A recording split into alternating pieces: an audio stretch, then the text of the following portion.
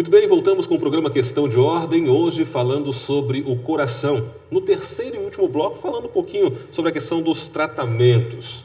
Eu pergunto para vocês, nós estamos recebendo aqui a vereadora pelo PMDB, Ana Lino, e também enfermeira, e o médico cardiologista, doutor André Chiga. Acertei, né, doutor? Muito bem. Bom, eu agora descobri que sou hipertenso, sou diabético ou tenho colesterol alto. Acabou para mim? Tem solução? Devo ficar muito preocupado? Eu até queria falar alguma coisa com o doutor André sobre isso mesmo, que é de alguns exames, né, doutor André, que acho que você ainda vai comentar. É para diagnóstico, mas que faz parte, quer dizer, para um tratamento você tem que ter diagnóstico. O doutor André acho que vai falar ainda de alguns exames. Sim. Mas confirmado, temos o tratamento, que como você falou, acho que a maioria é clínico, tratamento Sim. clínico. Hoje a gama de remédios para tratar o coração e essas síndromes metabólicas, a gama é enorme. Tem muita novidade? Doutor? Sempre tem novidade, as pesquisas são muito fortes em cima disso. Obviamente, os últimos lançamentos nunca vêm direto para a rede pública, mas hoje, na nossa rede pública, a gente consegue alguns remédios para qualquer uma das doenças do coração. Isso é importante.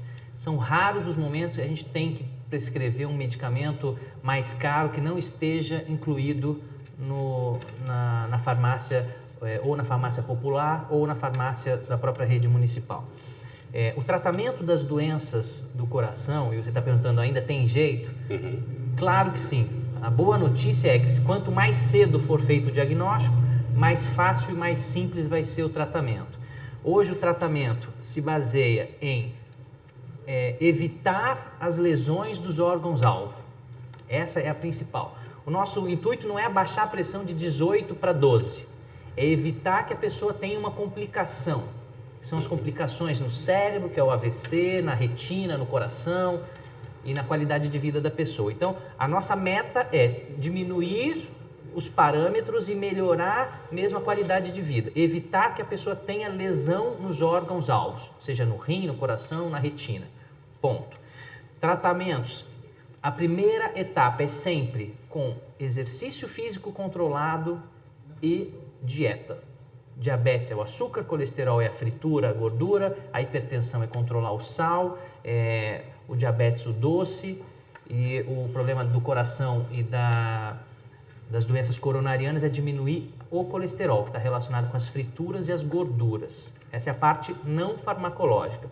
Exercícios físicos, leves e moderados, primeiro, se o caso for grave, sob supervisão do professor de educação física ou do fisioterapeuta. Isso é importante frisar. Mesmo quem opera o coração, mesmo quem faz um transplante do coração, é sugerido depois que ele volte a fazer exercício num programa de reabilitação. Então, a primeira parte é controlar a alimentação e controlar o exercício. A alimentação, a gente tem na rede também o serviço das nutricionistas, que nos ajudam bastante e entendem muito melhor até do que a gente sobre dieta. Então, essa é a primeira parte. E a segunda parte é com remédio. Existe hoje milhares de tipos de remédio para cada tipo de doença específica. Não vale a pena citar remédio por remédio, mas o que vale a pena dizer é, se você toma já um remédio, você tem que saber que esse remédio tem que atingir a meta que o seu médico quer junto com você. Não adianta tomar um remedinho da pressão e a pressão continuar alta. Não adianta tomar o remédio do diabetes e a glicose continuar alta. Ou o colesterol. Você toma um remédio de colesterol, mas o seu colesterol continua alto. É importante, você começou a tratar, você precisa saber se esse tratamento está sendo eficaz. Por isso você tem retornos periódicos no seu médico. Se depois que a dose do remédio está bem ajustada para a sua pressão, para a sua obesidade, ou para a sua diabetes, ou para o colesterol alto, aí são consultas a cada 6 meses, a cada 8 meses, só de monitorização. Bom, falamos da parte não farmacológica, caminhada e dieta, falamos dos remédios. E existem algumas situações onde a gente consegue fazer tratamentos cirúrgicos. É isso que muita gente, quando toca na questão de cirurgia, Ana, você que escuta muita gente, que atende muita gente com relação a essa parte cirúrgica, tem muito medo, porque quando chega na parte cirúrgica parece que já está pré-decretando que você tem algo que pode ser fatal.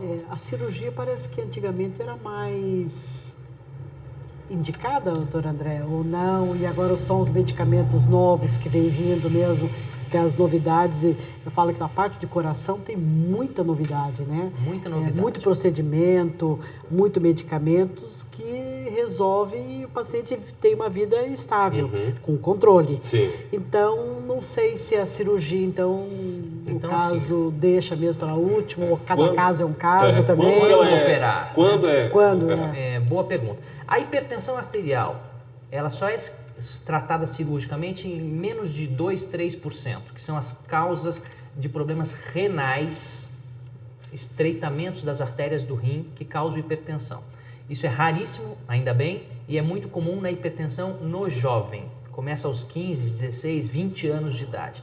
E aí com uma cirurgia ou com um procedimento de balão, dá para desentupir, tirar esse estreitamento e a pessoa até às vezes deixa de ser hipertenso. Mas não é o mais comum, é o raro do raro. Então o tratamento da hipertensão basicamente é isso que a gente já citou: remédio, dieta e exercício. Os problemas de arritmia, a maioria é com remédio e em alguns casos a gente indica o implante de um aparelhinho chamado marca-passo que ajuda a controlar a frequência do coração. O diabetes, basicamente o tratamento é remédio e dieta. As insuficiências cardíacas, que nós citamos, o aumento, a dilatação do coração, a grande maioria das vezes o tratamento também é clínico. Hoje a gente faz diurético, remédios que fazem o coração bater com mais força.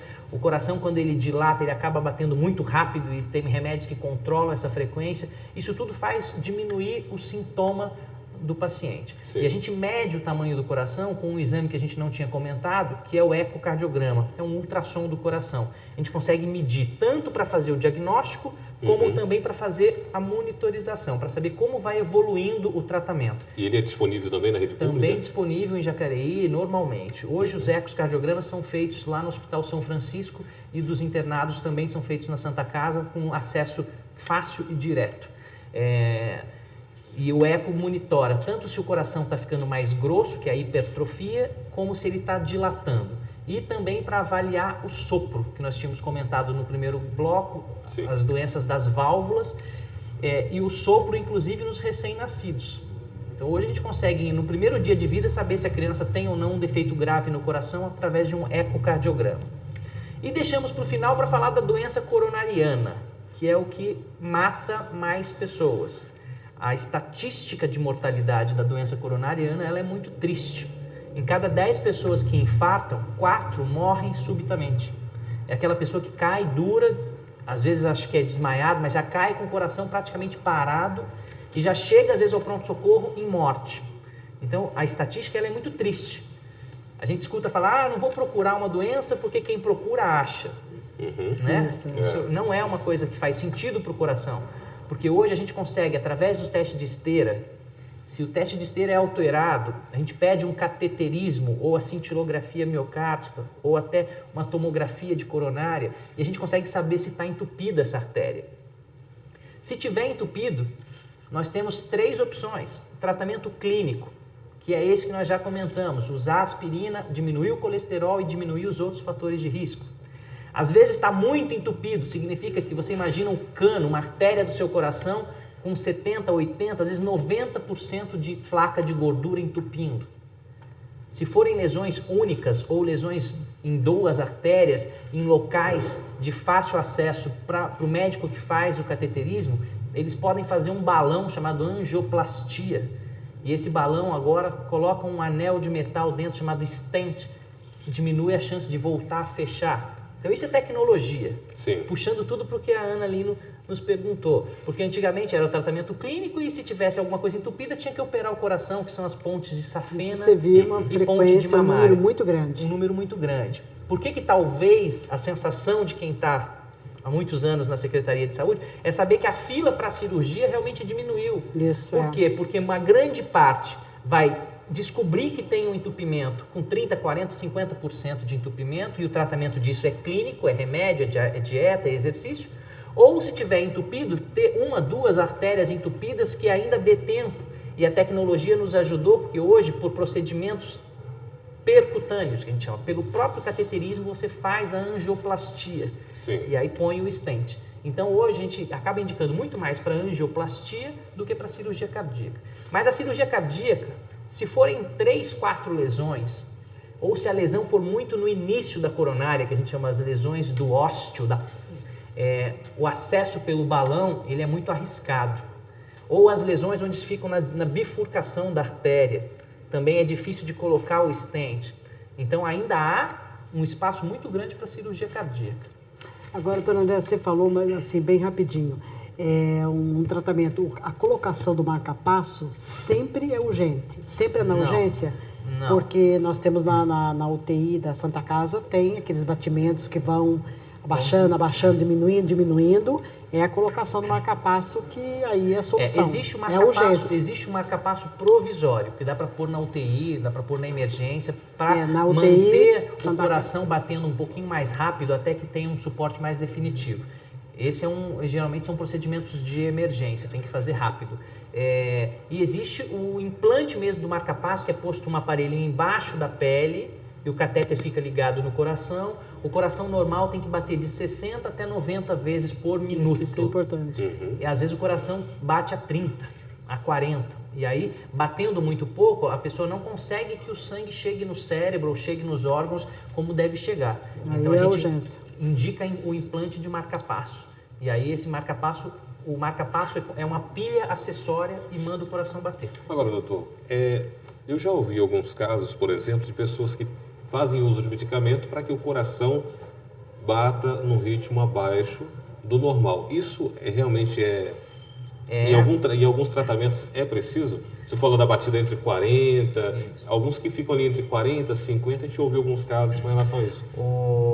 Os beta-bloqueadores, que é o propanolol, atenolol, carvedilol, quase todos esses que terminam em ol, é uma classe de medicamento que a gente usa para a hipertensão arterial e para a insuficiência cardíaca, para o coração bater menos rápido. E na doença coronariana, a gente quer economizar ou poupar o músculo do coração. Então a gente põe esses remédios para que o coração não dispare. Sim. É o beta-bloqueador. Mas a gente nunca quer que fique 30, 40 frequência. A gente quer que não fique 90, 100. A gente quer que fique por volta de 60, 65. Sim. Às vezes chega a 50, a gente acaba diminuindo a dose, vai ajustando para que fique por volta de 60. Ok. Agora, doutor, eu falo com relação aos atletas, aí, pessoas pessoas que fazem exercício físico, podem fazer exercício físico o exercício físico como um tratamento com relação às doenças do coração.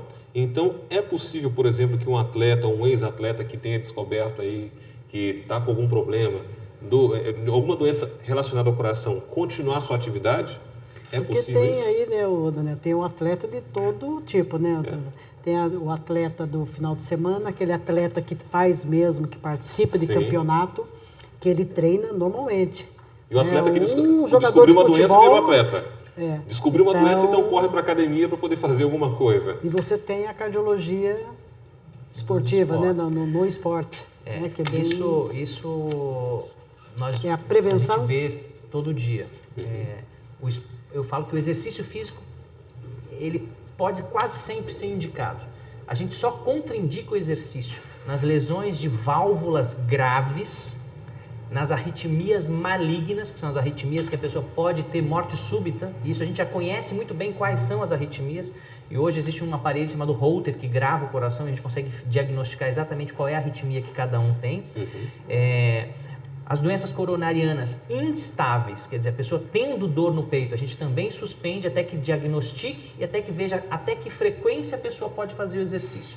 Então é muito importante saber o seguinte, o exercício vai ser bom para quase todo mundo. O importante é saber qual é a intensidade do exercício que cada um vai fazer. Esse é um grande problema. As pessoas às vezes não fazem nada e de repente vão correr a meia maratona do Rio de Janeiro achando que vão chegar.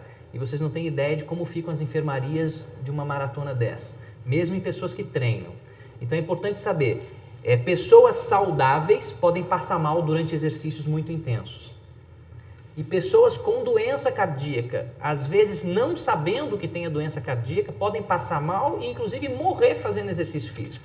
Então, do mesmo jeito que o exercício ele pode trazer benefícios, se for feito até uma frequência de coração, frequência cardíaca por minuto mesmo, de segurança, ou ele pode ser o gatilho que faltava para o coração parar. Então, a morte súbita no esporte é um evento descrito, geralmente em quem tem problema de coração. Por isso que a gente vai separar. A pessoa que tem uma doença cardíaca, que precisa de exercício, ela precisa ser supervisionada pelo menos por algum tempo, para que ela aprenda a fazer exercício dentro daqueles limites de frequência e de pressão. E quem pode dar esse suporte? O professor de educação física e o médico que tem habilidade com o atleta. Mas hoje, muitos professores de educação física estão habilitados a trabalhar com a frequência cardíaca. Você pega um teste ergométrico ou teste ergoespirométrico, que é aquele que a gente usa a máscara, calcula exatamente as frequências cardíacas baseado no VO2, que é uma medida que a ergoespirometria nos dá, para saber até que ponto aquilo é seguro, mesmo quem tem insuficiência cardíaca. Um paciente com o coração muito dilatado, às vezes ele pode caminhar com frequências até 100 por minuto, por exemplo. E a 130 ele se arrisca. Então é só ele aprender a monitorar o pulso, ou ele já saber subjetivamente para aquela intensidade de exercício quanto deve estar a frequência cardíaca dela. Então tudo isso é um treino, não é simples, mas existem professores de educação física muito habilitados a fazer isso. É um programa de reabilitação para quem teve o problema. E existe, para fechar, o atleta. É bom lembrar que atleta não quer dizer super-homem, superman. Porque as pessoas falam, mas eu sou atleta, eu não sinto nada. Existe o atleta que não sente nada e que tem um problema de coração. A sorte é que isso não é muito comum, mas a gente que faz isso todo dia, todo mês eu pego algum atleta que achava que não tinha nada e tinha. E estava se arriscando. Ou ele vai tratar das maneiras que nós já falamos, ou ele vai diminuir a intensidade do que ele está fazendo. O fundamental, se você é atleta ou esportista, que você tenha controle sobre a sua saúde. Você não pode sair correndo por aí sem saber se você tem pressão alta, se você nunca fez um teste ergométrico, mesmo que você não sinta nada. Porque isso é o que as pessoas falam. A maioria de academia, o pessoal vai direto na academia e... Não, hoje, Ana, é muito bom que as academias, os donos das academias, seja por medo de processo, ou seja por responsabilidade mesmo, eles têm pedido pelo menos um atestado médico, que significa que a pessoa tenha passado por um médico que pelo menos examinou essa pessoa. Hoje os médicos não querem simplesmente dar um atestado.